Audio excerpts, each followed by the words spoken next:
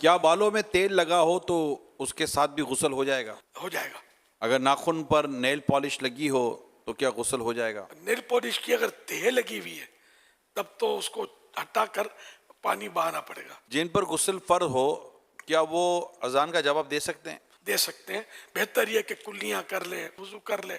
ناپاکی کی حالت میں درود شریف پڑھ سکتے ہیں؟ پڑھ سکتے ہیں. اس میں سب میں بہتر یہ ہوتا ہے کہ کم از کم کہ کلی کر لے, ہاتھ دھو لے, کلی کر لے. جسم کی غیر ضروری بال صاف کرنے سے کیا غسل فرض ہو جاتا ہے؟ نہیں.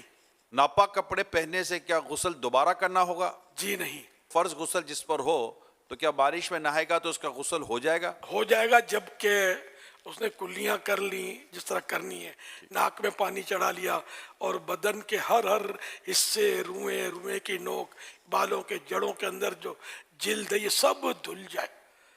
تو یہ شرائط پورے ہوئے غسل کے تو بارش میں کھڑا بھی رہ گیا, اس طرح وہ کر لیا تو غسل ہو جائے گا. سمندر, دریا یا نہر میں کپڑوں سمیت نہانے سے بھی غسل ہو جائے گا؟ اگر جو جہاں پانی پہنچانا ہے اور وہ پہنچ گیا, بہہ گیا, وہ کلی اور یہ سب کر لیا, جیسے ناک میں پانی چڑھا لیا, تو اس میں بھی غسل ہو جائے گا. دانتوں میں اگر کوئی چیز پھنسی ہو جس کی وجہ سے اس جگہ تک پانی نہ پہنچ سکے تو کیا غسل ہو جائے گا؟ دانتوں میں اگر کوئی ریشے ہیں, چھالیاں اور اس کی کنکریاں یا ٹکڑیاں پھنس جاتی ہے, سب چھڑانا تو ہوگا.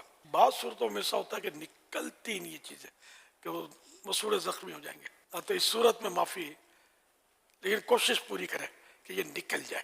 حضور یہ فیس کریم لگاتے ہیں تو بعض ایسی فیس کریم اگر ہوں جس کی تہ چہرے پر جمی ہو, وہ کھال تک پانی نہ پہنچ پاتا ہو, تو ایسی صورت میں کیا کرنا چاہیے جبکہ بندے کے وہ غسل فرض ہو؟ اب تو غسل تو نہیں ہوگا, اگر ایسی ہے تو پھر چھڑانا پڑے گا.